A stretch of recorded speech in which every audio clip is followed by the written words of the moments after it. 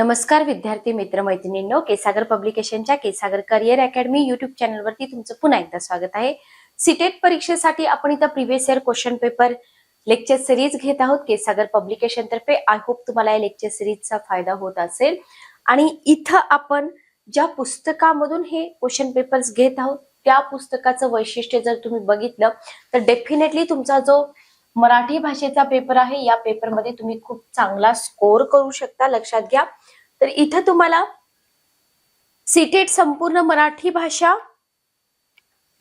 Paper 1 paper 2 नवीन अभ्यासक्रम पूर्वीच्या papers मधील प्रश्नोत्तरांच्या PYQ आधारे लेखन केलेला दर्जेदार यशोदायी संदर्भ, सीटेट संपूर्ण मराठी भाषा अध्यापनशास्त्र व आकलनपर उतारे, याच्यामध्ये तुम्हाला 50 प्रश्नपत्रिकांमधील 750 प्रश्न, 52 आकलनपर उतारे स्पष्टीकरणासहित मिळत आहेत। लेखक आहेत शशिकांत अन्नदाते सर, स्वाती शेटे मॅडम। पुस्तकाचं वैशिष्ट्य जर तुम्ही बघितलं तर इथं तुमचा जो नवीन अभ्यासक्रम आहे त्याच्यानुसार चर्चात्मक आणि वस्तुनिष्ठ मांडणी केलेली आहे। आकृत्या, तक्ते, पॉइंट्स हे जे इथं मांडलेलं आहे हे तुम्हाला एक्झामच्या आधी रिवाइज करायला खूप जास्त इम्पॉर्टंट आहे। PYQ मधून सराव, अचूकता आणि संकल्पना स्पष्टता आणि येणाऱ्या तुमच्या TET परीक्षा, टेट परीक्षा, KVS, NVS शिक्षक भरतीसाठी हे पुस्तक अतिशय उपयोगी ठरणार आहे। तर लक्षात घ्या, हे जे आपण प्रिव्हियस इयर क्वेश्चन पेपर, तुम्ही म्हणाल की मॅडम तुम्ही प्रत्येक लेक्चर मध्ये सांगताय, कारण सांगणं गरजेचं आहे। जितके जास्त तुम्ही प्रिव्हियस इयर क्वेश्चन पेपर सखोल अभ्यासाल तितका तुमचा स्कोर जो आहे तो चांगला येणार आहे, लक्षात घ्या।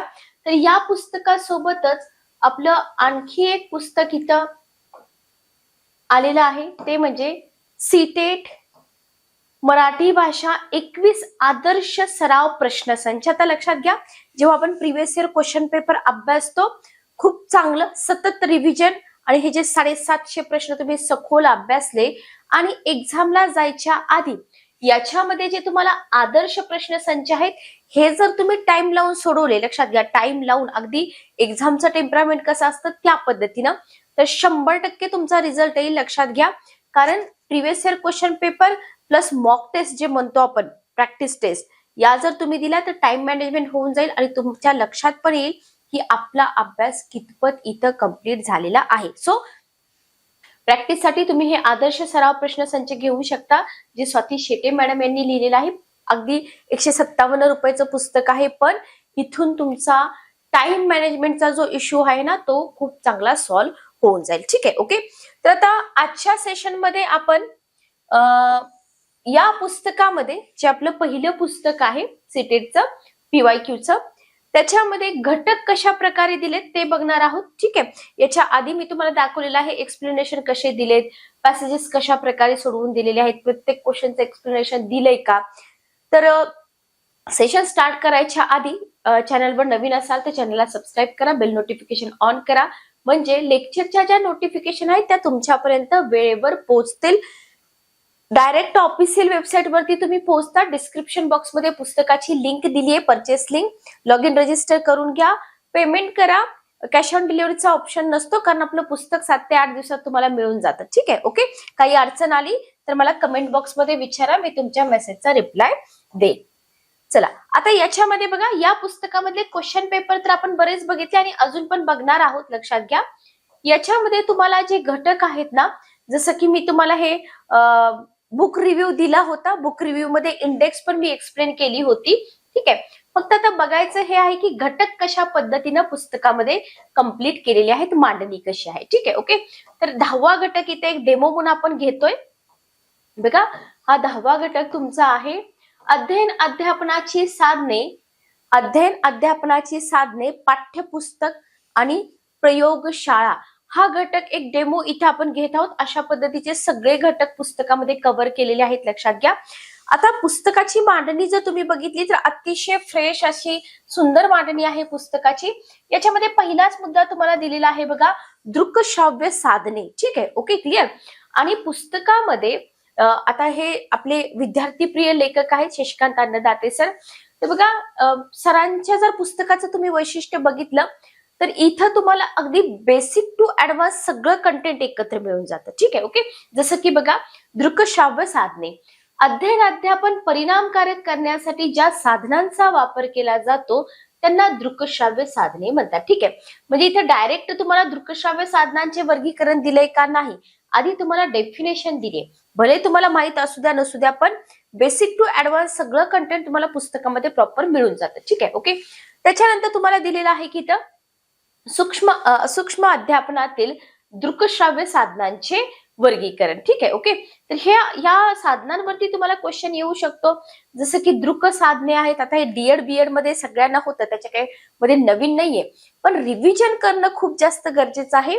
आणि जे कॉम्पिटेटिव्ह एक्झाम असतात, जसं की तुमची टीईटी असेल, सीटेट असेल, कॉम्पिटेटिव्ह एक्झामला कंटेंट खूप वेगळ्या पद्धतीनं मॉडिफाय करून विचारलं जातं. त्याच्यामुळं ओव्हर कॉन्फिडन्स मध्ये जाऊ नका की डीएड बीएड ला मला हे झालंय, मी आता वाचत नाही वगैरे, असं बिलकुल करू नका. कारण का प्रश्न विचारण्याची जी पद्धत आहे ना, ती पद्धत थोडीशी कॉम्पिटेटिव्हला वेगळी आहे. ओके, बघा, दृक साधने ज्या साहित्याच्या वापरासाठी डोळ्यांचा उपयोग करावा लागतो त्याला आपण दृक साधने म्हणतो. जास्त मी इथं तुम्हाला एक्सप्लेन करत नाही, कारण एक्सप्लेन करण्यासारखं नाहीये. फक्त पुस्तकामध्ये किती चांगल्या पद्धतीने कव्हर केले ते तुम्ही इथं बघून घ्या.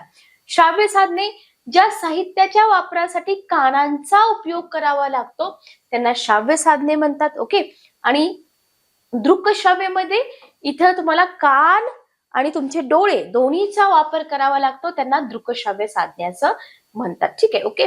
म्हणजे पुस्तकामध्ये फक्त तुम्हाला पीवायक्यूच नाही दिलेले, तर घटक पण अतिशय चांगल्या पद्धतीने एक्सप्लेन करून दिलेले आहेत.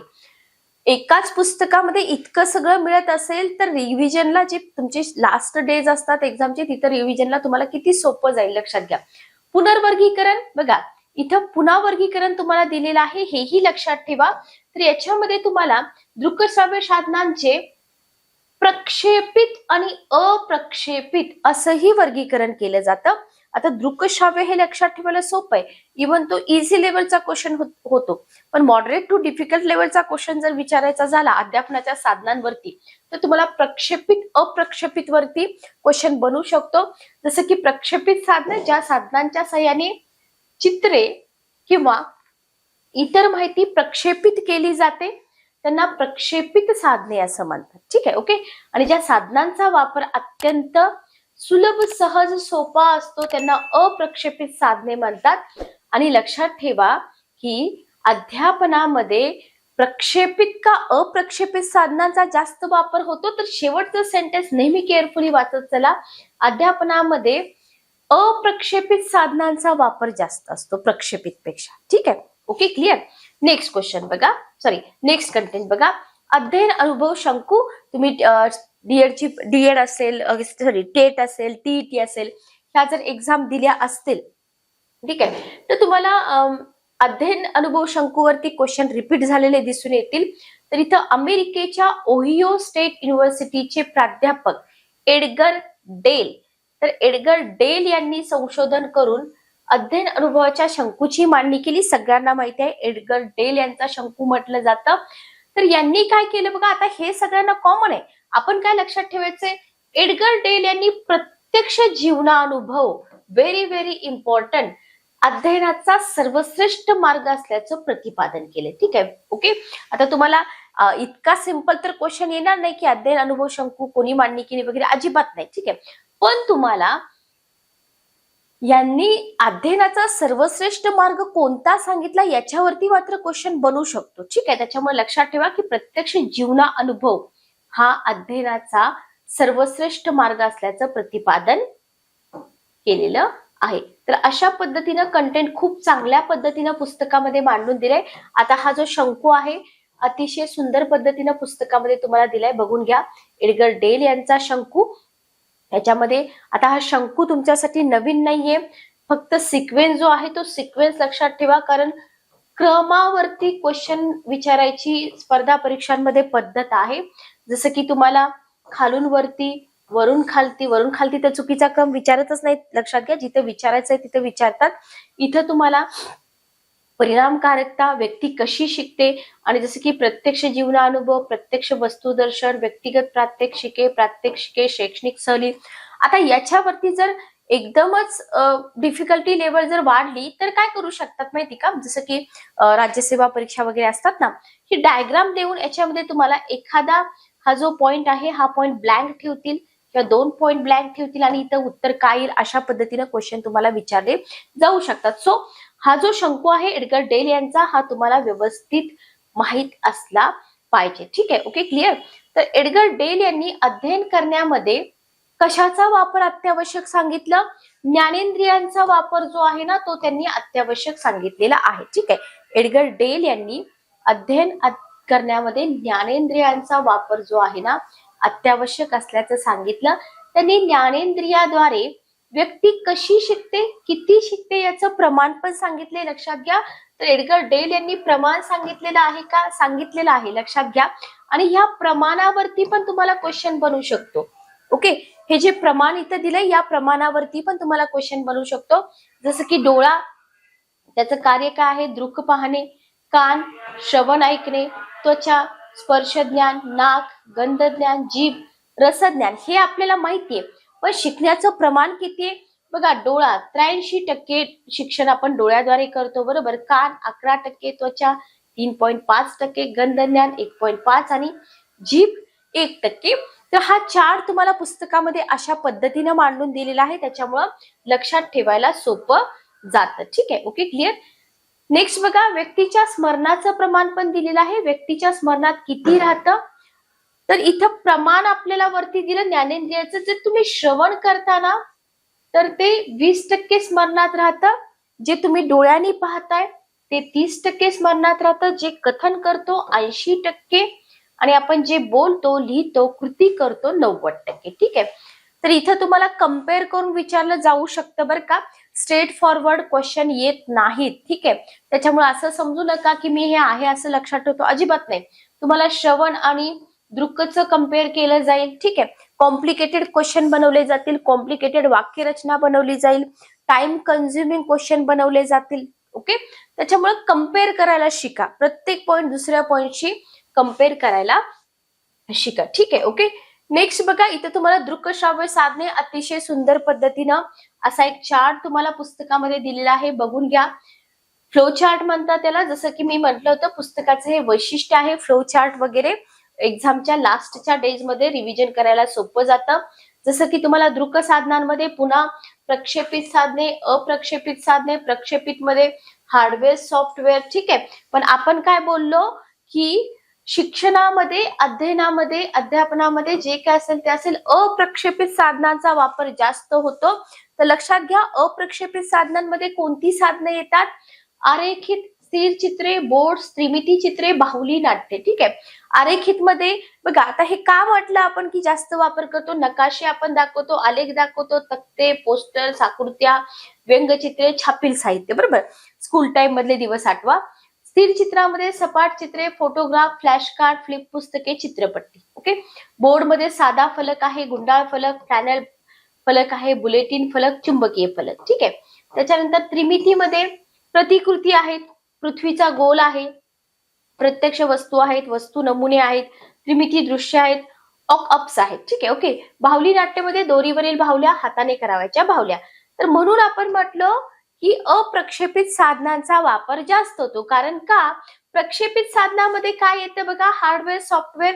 प्रत्येक वेळेस आपण हे दाखवू शकत नाही, हार्डवेअर, सॉफ्टवेअर, प्रक्षेपक असेल, चित्रपट्टिका असतील, बरोबर. तर हे प्रत्येक वेळेस आपण दाखवू शकत नाही, लक्षात घ्या. म्हणून अप्रक्षेपित साधने माहिती असायला पाहिजे आपल्याला हे सगळं. नेक्स्ट बघा, इथं तुम्हाला दृकश्राव्य साधनांमध्ये प्रत्येक अप्रत्यक्ष अनुभव, प्रत्यक्ष अनुभव पण दिलेला आहे. प्रत्यक्ष अनुभवामध्ये तुम्हाला शैक्षणिक सहली येईल, शैक्षणिक प्रदर्शन, वस्तू संग्रहालय, प्रयोग दिग्दर्शन, विद्यार्थ्यांची प्रात्यक्षिके. ठीक आहे, अप्रत्यक्ष चलचित्रपट, दूरदर्शन, बंद परिपथ दूरदर्शन, व्हिडिओ, सामुदायिक अँटिना, दूरदर्शन. ठीक आहे, लक्षात असू द्या फक्त. श्राव्य साधनांमध्ये लक्षात राहून जाईल, त्याच्यामध्ये काही अवघड नाही. तर हे असे फ्लोचार्ट सगळ्याच पुस्तकांमध्ये तुम्हाला मिळणार नाहीत. सो पुस्तक तुम्ही अशा पद्धतीने व्यवस्थित अभ्यासा, वाचू नका, अभ्यासा. ठीक आहे, नेक्स्ट बघा, आता तुम्हाला काही क्वेश्चन याच्यावरती पण असू शकतात की मराठीच्या भाषा अध्यापनात शैक्षणिक साहित्य किंवा वापराचे फायदे किंवा महत्व काय आहे. ठीक आहे, आता स्पेशली आपण मराठीचा पेपर देतोय. सो मराठीच्या अध्यापनामध्ये शैक्षणिक साहित्य वापरल्यामुळे काय होईल? विद्यार्थ्यांची अध्ययनातील सहभागिता वाढते आणि ही अशी विधानं तुम्हाला एक्झाम मध्ये विचारली जातात, ठीक आहे. त्याच्यामुळे वर्गातील वातावरण प्रसन्न राहतं. ओके. शैक्षणिक साहित्य वापरल्याने ज्ञानार्जनाची कृती जलद होते. शैक्षणिक साहित्य वापरल्याने ज्ञाताकडून अज्ञाताकडे आणि मूर्ताकडून अमूर्ताकडे अध्यापन सूत्रांचा वापर होतो. याला IMP करा की शैक्षणिक साधन वापरल्यामुळे कोणत्या अध्यापन सूत्रांचा वापर होतो. ठीक आहे. Okay, clear. नेक्स्ट बघा, कमी वेळेमध्ये जर तुम्ही टीचिंग एड्स वापरले तर कमी वेळामध्ये एक्सप्लेन करू शकता तुम्ही संकल्पना वगैरे. शैक्षणिक साहित्य वापरामुळे काय होतं, विद्यार्थ्यांच्या मनात योग्य प्रतिमा उभ्या राहतात, विद्यार्थ्यांच्या मनात शास्त्रीय दृष्टिकोन निर्माण होतो, विविधता येते. शैक्षणिक साहित्य वापरल्यामुळे विद्यार्थी शिक्षक वातावरण आंतरक्रिया कशी होते, प्रभावी होते. मराठीच नाही तर कोणताही विषय असू द्या, तिथे तुम्हाला टीचिंग एड्स वापरणं खूप जास्त गरजेचं आहे. Okay, clear. नेक्स्ट बघा, नेक्स्ट आहे शैक्षणिक साहित्य हाताळल्याने आणि कृती करण्याने चांगले कृतीयुक्त ज्ञान मिळतं. शैक्षणिक साधनाद्वारे विद्यार्थ्यांची कल्पकता सर्जनशीलता विकसित करता येते. विद्यार्थ्यांचे भावविश्व अनुभवविश्व शैक्षणिक साहित्याद्वारे विकसित होण्यास मदत होते. नवीन शब्द शिकताना प्रत्यक्ष वस्तू वापरण्याचे कारण मुलं काय करतात, जीवनात वास्तव जीवनात पाहिलेली वस्तू शब्द यांचा संबंध लावू शकतात. लहान मुले यांना अमूर्त संकल्पना समजत नाही. वास्तविक साधने वापरल्यामुळे त्यांना शब्द आणि वस्तू यांचा संबंध स्पष्ट होतो आणि याच्यातून शब्द संग्रह पण वाढतो. ठीक आहे. तर हे 12 पॉइंट आहेत, सोपे पॉइंट आहेत, काय अवघड नाहीत. की टीचिंग एड्सचं काय महत्व आहे भाषा अध्यापनामध्ये ते तुम्हाला दिलेलं आहे. ठीक आहे. ओके. नेक्स्ट बघा, भाषा विषयाचं पाठ्यपुस्तक. आता हा पॉइंट खरंच महत्वाचा आहे, कारण पाठ्यपुस्तकावरती पण तुम्हाला क्वेश्चन येतात, पाठ्यक्रमावरती क्वेश्चन येतात. तर पाठ्यपुस्तक आपल्याला माहिती आहे अध्ययन अध्यापनाचं मुख्य साधन आहे, बरोबर. पाठ्यपुस्तकाविना भाषेचे अध्यापन शक्य होईल का? गद्य पद्य आपण शिकवू शकतो का? नाही शिकवू शकत, बरोबर. शिक्षणाची उद्दिष्ट कशी असतात? अमूर्त असतात. मग ती उद्दिष्ट साध्य करण्यासाठी काय करावं लागतं? अभ्यासक्रम आखावा लागतो, बरोबर. आखलेला अभ्यासक्रम पूर्ण करण्यासाठी काय लागतं? पाठ्यपुस्तक लागतं. हे सगळ्यांनाच माहिती आहे, बरोबर. पुढे जाऊन तुम्ही शिक्षक होणार आहेत तर या गोष्टी तुम्हाला माहित असायलाच हव्या आणि असतात, लक्षात घ्या. तर शिक्षक वर्गात अध्यापन करताना काय करतात? पाठ्यपुस्तकातला जो आशय असतो त्याच्यावरून अध्यापन करतात, बरोबर. पाठ्यक्रमाद्वारे आशय ठरवला जातो, लक्षात घ्या. तुम्हाला पाठ्यपुस्तकाद्वारे असा पण ऑप्शन असू शकतो कन्फ्यूज करणारे. असं नाही की तुम्हाला काहीच येत नाही म्हणून तसा ऑप्शन दिलाय. कन्फ्यूज, सिली मिस्टेक कराव्या विद्यार्थ्यांनी. पाठ्यक्रमाच्या जागी पाठ्यपुस्तक, पाठ्यपुस्तकाच्या जागी पाठ्यक्रम. बघा, भाषा पाठ्यपुस्तकामध्ये विविध साहित्य प्रकारातील वाङ्मयातील उदारे, पद्यओळी, नाटक, ललितलेख, कथा, संवाद या घटकांचा समावेश असतो, लक्षात ठेवा. भाषेच्या चांगल्या पाठ्यपुस्तकाच्या आधारे काय होतं, व्हेरी व्हेरी इम्पॉर्टंट सेंटेन्स लक्षात घ्या. याच्यावरती क्वेश्चन बनू शकतो की भाषेच्या चांगल्या पाठ्यपुस्तकाच्या आधारे बालकाच्या भावभावनांचा विकास करता येतो. पाठ्यपुस्तक हे भाषिक कौशल्य विकसित करण्यासाठी उपयुक्त असतं. इथं पण क्वेश्चन करा, ठीक आहे. तर हे पुस्तक अशा पद्धतीने तुम्ही अभ्यासा, लक्षात आलं. नेक्स्ट बघा, पाठ्यपुस्तकाच्या डेफिनेशन तुम्हाला दिलेले, डेफिनेशन वरती पण क्वेश्चन येतात. तर पाठ्यपुस्तक म्हणजे काय? नेमून दिलेला अभ्यासक्रमाचा भाग ज्याच्यामध्ये असतो. विद्यार्थी अभ्यास करण्यासाठी ज्या पुस्तकांचा वापर करतात आणि ज्याच्या आधारे शिक्षक अध्यापन अनुभव योजतात त्याला काय म्हटलं जातं? पाठ्यपुस्तक असं म्हटलं जातं. पहिली डेफिनेशन. डेफिनेशन कशा लक्षात ठेवायच्या? आता इथं काही तुम्हाला स्पेसिफिक कोणत्या व्यक्तीने दिलेली डेफिनेशन नाहीये. तुम्हाला इथं अभ्यासक्रम हा शब्द आला पाहिजे, लक्षात ठेवा, बरोबर. अध्यापन अनुभव असे मेन शब्द तुम्ही लक्षात ठेवून डेफिनेशन लक्षात ठेवू शकता. ज्या पुस्तकामध्ये विद्यार्थ्यांना अध्यापनासाठी आवश्यक असणारा पाठ्यांश वाचायला मिळतो, ज्यामध्ये विद्यार्थ्यांना स्वतःचं मूल्यमापन करण्यासाठी स्वाध्याय दिलेले असतात, अशा पुस्तकांना पाठ्यपुस्तक असं म्हणतात. ठीक आहे. ओके. आणि नेक्स्ट तुम्हाला इम्पॉर्टंट पॉइंट दिलाय जो तुम्ही चांगल्या पद्धतीने करा. तत्व आहेत पाठ्यपुस्तक निर्मितीची, ज्याच्यावरती पण क्वेश्चन बनू शकतात. तर इथपर्यंत क्लिअर आहे का? बघा, काही डाऊट असतील तर तुम्ही बिंदास मला विचारू शकता.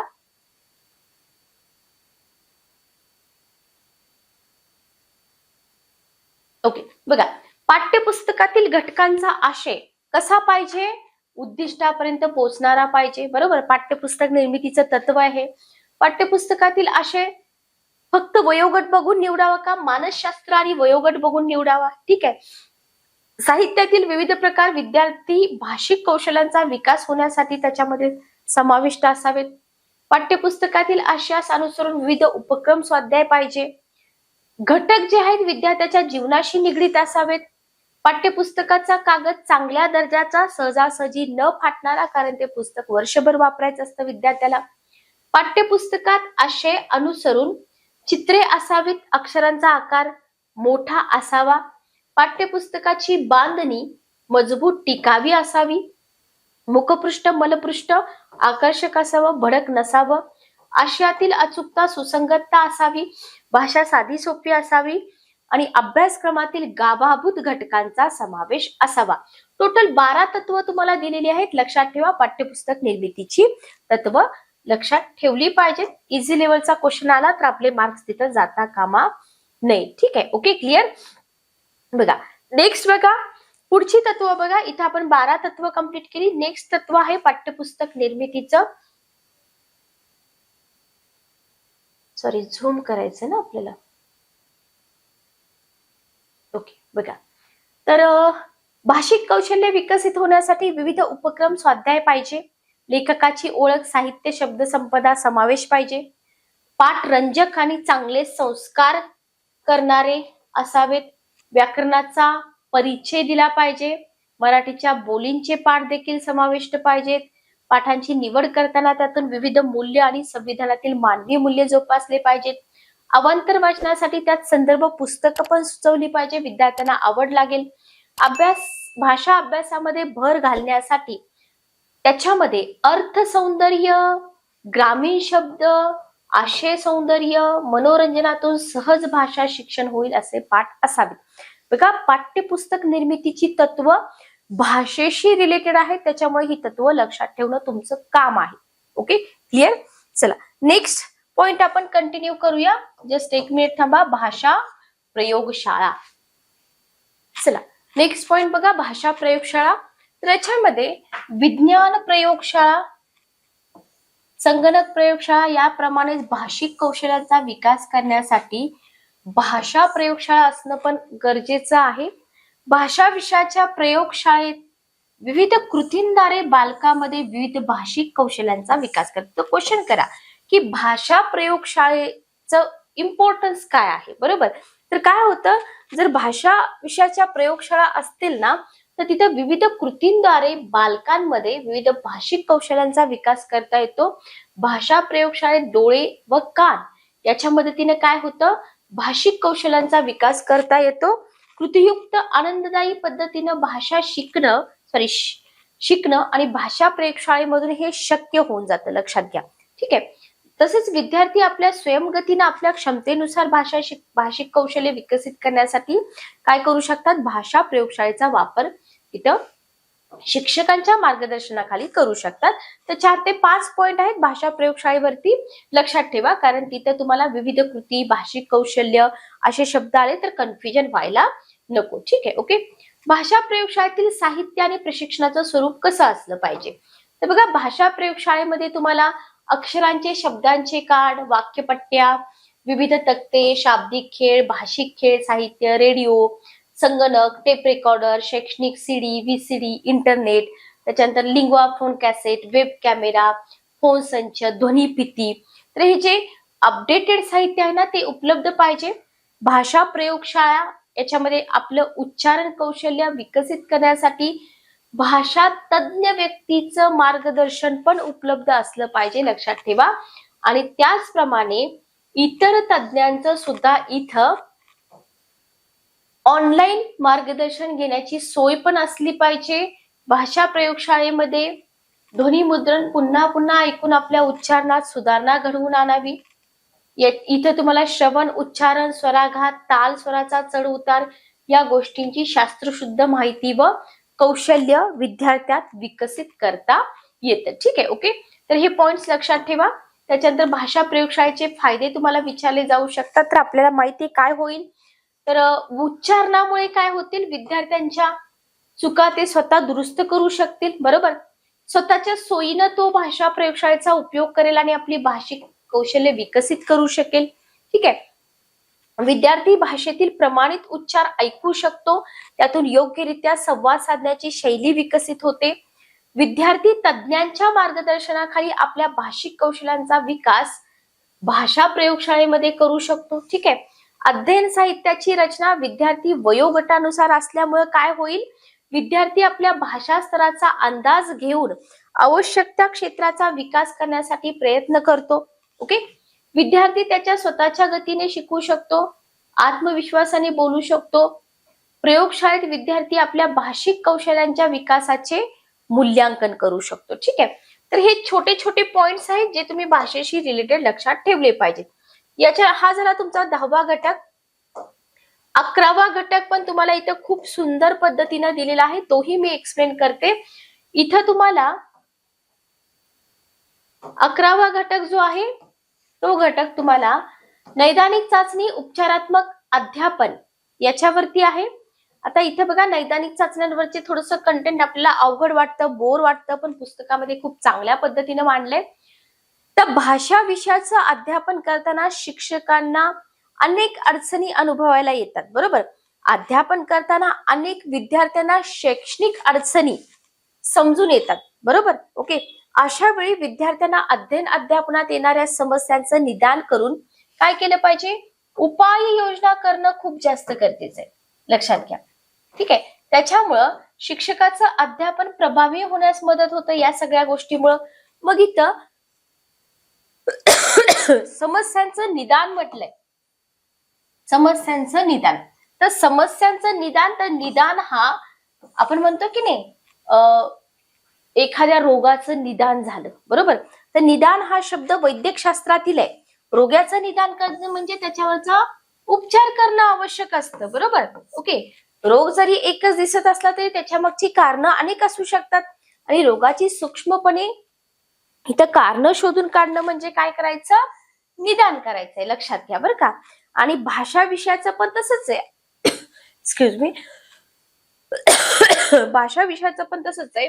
अध्यापन करताना शिक्षकांना अनेक समस्या विद्यार्थ्यांच्या अध्ययनात दिसून येतात. तर इथं काय होतं, शिक्षकांना अनेक समस्या दिसून येतात. बरोबर. प्रत्येक विद्यार्थ्याची वेगळी समस्या असू शकते.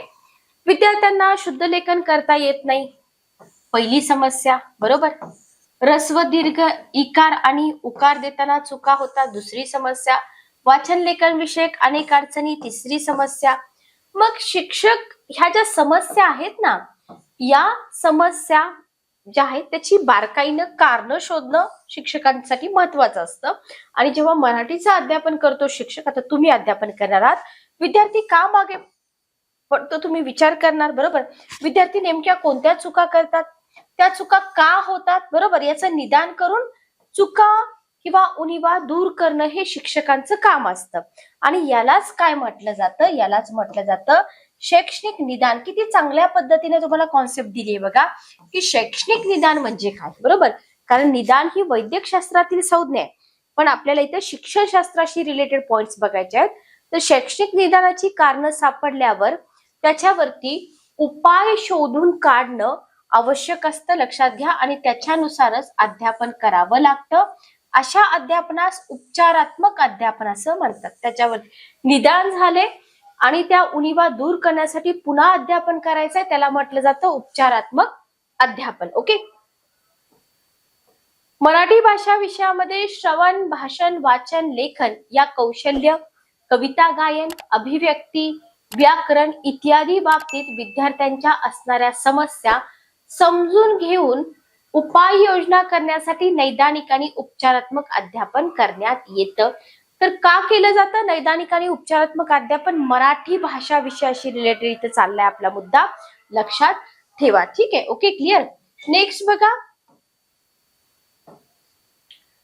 इथं तुम्हाला नैदानिक कसोटीची पण व्याख्या दिलेली आहे. निदान म्हणजे काय बघितलं आपण, शैक्षणिक निदान म्हणजे काय बघितलं. बरोबर. नैदानिक कसोटी म्हणजे काय, मराठीच्या अध्ययन अध्यापनात विद्यार्थ्यांचे असणारे कच्चे दुवे, त्यांचे पक्के दुवे शोधून काढणं गरजेचं असतं. याच्यासाठी शिक्षक चाचण्या तयार करतात, त्याला म्हटलं जातं नैदानिक कसोटी, दुवे शोधून काढण्यासाठी. बरोबर. अध्ययन अध्यापन प्रक्रियेसाठी विद्यार्थ्यांच्या अडचणी समस्या लक्षात घेऊन त्या कशामुळे निर्माण झाल्या हे शोधून काढण्यासाठी ज्या साधनांचा उपयोग केला जातो त्याला नैदानिक कसोट्या असं म्हटलं जातं. ओके, नैदानिक कसोटीचं महत्व बघा, विद्यार्थ्यांच्या शैक्षणिक समस्या शोधता येतात. Very very important. नैदानिक कसोट्या म्हणजे काय डेफिनेशन वरती एखादा प्रश्न येऊ तर नैदानिक कसोटीचं महत्व जर आपण बघितलं तर विद्यार्थ्यांच्या शैक्षणिक समस्या ज्या आहेत ना तर त्या शैक्षणिक समस्या कशाच्या आधारे शोधता येतात? नैदानिक कसोटीच्या आधारे. ठीक आहे, विद्यार्थ्याच्या शैक्षणिक अडचणींचं स्वरूप लक्षात कशामुळे येतं? नैदानिक कसोट्यांमुळे. बरोबर, विद्यार्थ्यांच्या अडचणी लक्षात आल्यामुळे काय होतं? त्या अडचणी निवारण्याचा प्रयत्न करून विद्यार्थ्यांचा विकास करता येतो. पण ह्या अडचणी कशामुळे लक्षात येतात? ज्या नैदानिक कसोट्या आहेत त्या नैदानिक कसोट्यांमुळे. ठीक आहे, कोणताही घटक अध्यापन करण्यापूर्वी नैदानिक कसोटी वापरून अध्यापनात नेमकेपणाने कोणत्या बाबीवर, विद्यार्थ्यांच्या कोणत्या अडचणीवर, नेमकेपणाने कोणत्या विद्यार्थ्यावर अधिक लक्ष द्यायचंय ते इथं लक्षात येतं. नैदानिक कसोटीचं इम्पॉर्टन्स इथं सांगितलेलं आहे तुम्हाला. केवळ परीक्षेतील गुणांवरून विद्यार्थ्यांचा मागासलेपणा शोधणं पॉसिबल असतं का? नाही.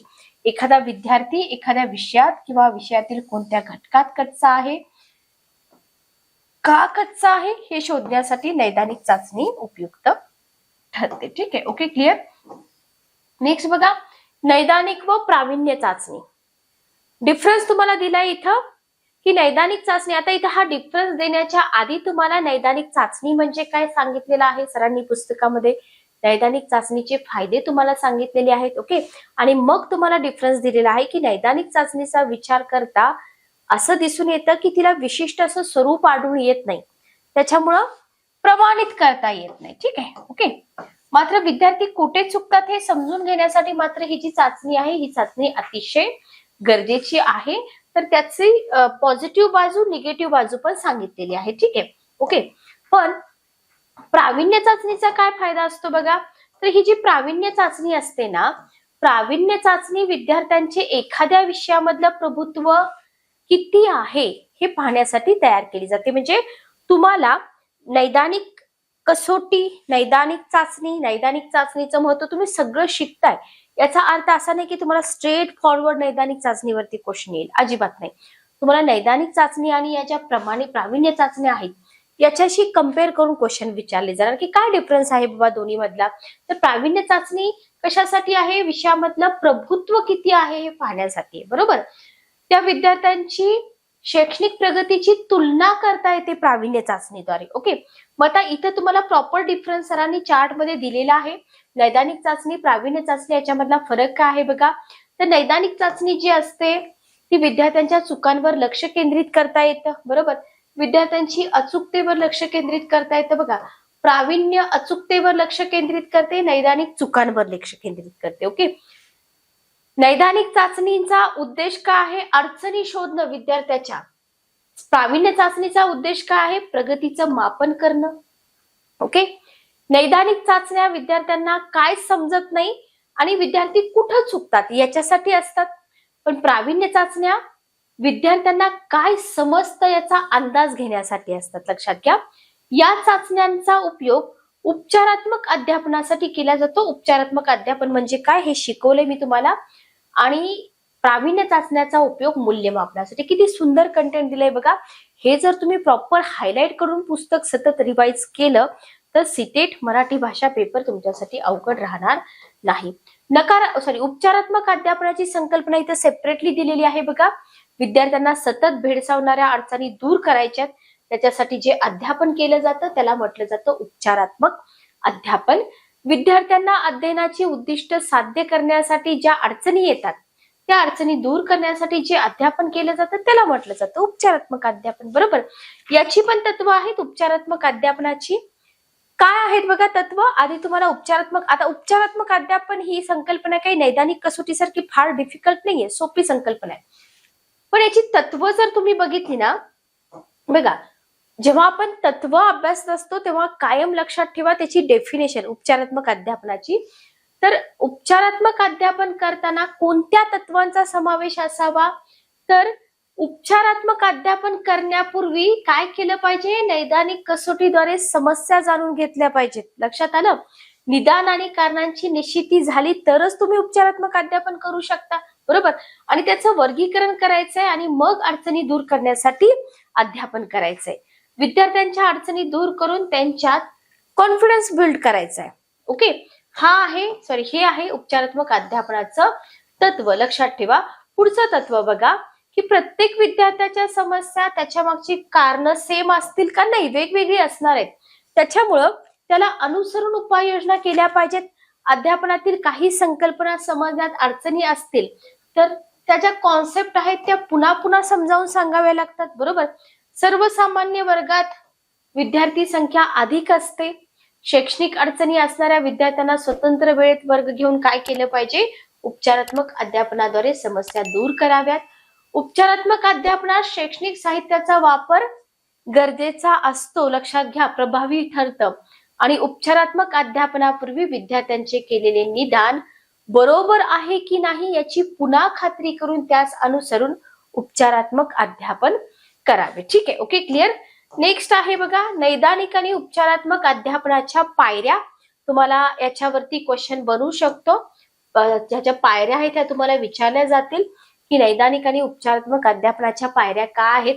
तर विद्यार्थ्यांमधील विविध उणिवा, त्या उणिवांची कारणे शोधून दूर करण्यासाठी अध्यापन व पूरक मार्गदर्शन करणं म्हणजे काय? नैदानिक आणि उपचारात्मक अध्यापन दोन्ही एकत्र. ठीक आहे, ओके. विद्यार्थ्यांना पूरक मार्गदर्शन करण्यासाठी कोणत्या पायऱ्या आहेत? पहिली पायरी आहे, सिक्वेन्स विचारला जाऊ शकतो तुम्हाला. पहिली पायरी आहे उणिवांचा शोध. दुसरी पायरी आहे उणिवांच्या पाठीमागची कारण. तिसरी पायरी आहे उणिवा दूर करण्यासाठी पूरक अध्यापन आणि मार्गदर्शन. चौथी पायरी आहे उणिवा दूर झाल्या की नाही याचा पडताळा करणे. ठीक आहे, ओके, क्लिअर. नेक्स्ट बघा, आता ह्या ज्या पायऱ्या आहेत ना, ह्या पायऱ्या तुम्हाला लक्षात ठेवायचे. ओके, नैदानिक उपचारात्मक अध्यापनातील पायऱ्यांचा क्रम लावा असा एखादा क्वेश्चन बनवू शकतो. प्रिव्हियस इयर क्वेश्चन पेपर बघा तुम्ही. याच्यामध्ये प्रत्येक पायरी तुम्हाला एक्सप्लेन केली आहे. जसं की विद्यार्थ्यांच्या उणिवांचा शोध, तर तुम्ही अध्यापन करताय, तुम्ही अध्ययन प्रक्रिया पण झालीये, पण 100% एखादी बाब आहे अभ्यासक्रमाची विद्यार्थी समजून घेतील का? नाही, संपादन करू शकणार नाहीत. काही विद्यार्थी कच्चे राहतात. तर प्रत्येक विद्यार्थी वैयक्तिकरित्या संपादनाच्या कोणत्या भागासंबंधी कच्चा आहे हे शोधण्यासाठी ज्या कसोट्यांचा वापर केला जातो हे आपण बघितले. त्याला म्हटलं जातं नैदानिक कसोट्या. आणि नैदानिक चाचणीमधून विद्यार्थ्यांमध्ये कोणत्या उणिवा दिसून येतात बघा. Very very important. इथे बघा, स्पेशली भाषेशी रिलेटेड आपण बघतोय. तर इथं तुम्हाला लक्षात येईल की विद्यार्थ्यांना काही अक्षरांच्या उच्चारणामध्ये अडचणी येतात. जसं की छ आहे, ड आहे, झ आहे, र आहे, ळ आहे. जोडाक्षरे उच्चारता येत नाहीत मराठी भाषेशी रिलेटेड. ठीक आहे. वाचनात विरामचिन्हांचा उपयोग करता येत नाही. शिक्षकाची भाषा समजत नाही. गणितामध्ये संख्या वाचनात अडचणी येतात. संख्यांची स्थानिक किंमत समजत नाही. संख्यांचा चढता उतरता क्रम समजत नाही. चित्रकला, नृत्य, अभिनय यात सहभागी होता येत नाही. खेळात रस नसतो. ठीक आहे. तर ही झाली तुमची पहिली पायरी. नैदानिक चाचण्यांमध्ये ज्या उणिवा दिसतात त्या तुम्हाला इथे दिलेल्या आहेत. आता विद्यार्थ्यांच्या उणिवा मागची कारण आहेत. ठीक आहे. पहिलं कारण तर असतं विद्यार्थ्यांचं अवधान नसणं, बरोबर, लक्ष न देणं. वर्गात चुकण्याची भीती. बघा, आपण पण ह्या स्टेज मधून गेलेलो असतो की आपल्याला उत्तर देऊ वाटतात, पण कधी कधी काय होतं की अरे माझं उत्तर चुकलं तर सगळ्या वर्गातले विद्यार्थी हसतील, ही भीती जी असते ना, किंवा शिक्षक रागवण्याची भीती, स्वभावामधली चंचलता, एकाग्रतेचा अभाव, शिक्षकांची भाषा न समजणं, पूर्वीच्या संबोधातील अस्पष्टता, वाचत्या लिहिण्यामध्ये अडचणी, किंवा स्पेशली हेल्थ इश्यू असू शकतात. व्यावसायिक कामामुळे शाळेमध्ये अनुपस्थित राहणं, अपुरं संख्याज्ञान, गणिताशी रिलेटेड. ठीक आहे. सरावाचा अभाव असेल, शिक्षकांचं वैयक्तिक लक्ष नसेल एखाद्या विद्यार्थ्याकडं, किंवा विद्यार्थ्यांना प्रश्न कळत नाही, कृतीयुक्त अध्ययनाचा अभाव आहे, प्रतिसाद देताना घाई करणं, विषयाची नावड. तर हे सगळी कारणं आहेत, बरोबर. आता ह्या उणिवा तुम्हाला समजल्या, कारणं समजली, दूर करायचे. काय करणार शिक्षक? अध्ययन प्रक्रियेचे निरीक्षण करून त्याला एखादा भाग समजत नसेल तर तो पुन्हा सोप्या भाषेमध्ये शिकवणं, बरोबर आहे. सगळ्यात सिंपल स्टेप आहे ही. पुन्हा शिकवणं, विद्यार्थ्यांना गटकार्यात सहभागी करून त्यांच्यावरती लक्ष ठेवणं, गणिताचा वारंवार सराव, गणिताशी रिलेटेड प्रश्न विचारावे. प्रत्येक विद्यार्थ्याला बोलतं केलं पाहिजे, बरोबर. विद्यार्थ्याच्या अडचणी, शंका वेळच्या वेळी दुरुस्त करणं हे सुद्धा अतिरिक्त पूरक मार्गदर्शनच आहे. ओके. अध्यापन करताना शैक्षणिक साहित्याचा वापर करावा. अध्यापनात कृतीशीलतेला वाव असावा. अध्यापनात भूमिका, अभिनय, माइंड मॅपिंग पद्धती वापराव्या. ओके. काही घटकांचे संगणकावर व्हिडिओ दाखवावे. विद्यार्थ्यांच्या पालकाशी चर्चा करून त्यांच्या उणिवा जाणून विद्यार्थ्याला मार्गदर्शन करावे. आणि शेवटची जी स्टेप आहे की उणिवा दूर झाल्यात का नाही याचा पडताळा पण घेतला पाहिजे. ठीक आहे. ओके. तर पूरक मार्गदर्शनातून त्याच्या उणिवा दूर झाल्या का नाही याचा पडताळा इथं घ्यावा.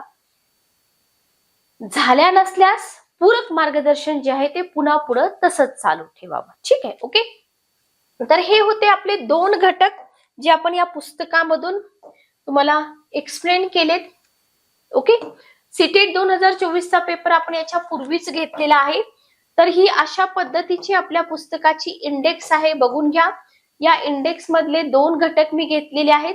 भरपूर घटक आहेत बघा. भाषा अध्ययन अध्यापन पहिला घटक आहे तुमचा.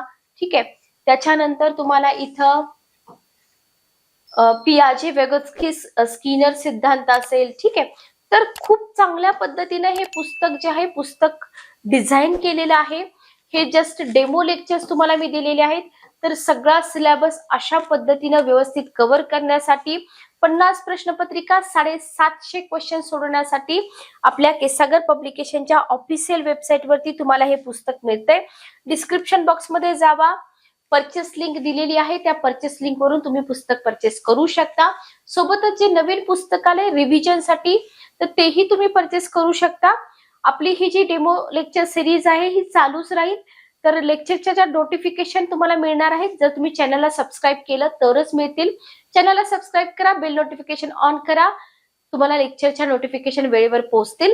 कमेंट्स नक्की करा. सेशन कसं वाटलं मला कमेंट करून सांगा. अजून काही तुमच्या डिमांड असतील मराठी पेपरशी रिलेटेड तर तुम्ही सांगू शकता कमेंट बॉक्स मध्ये. भेटूया नेक्स्ट सेशन मध्ये. Good day. Take care.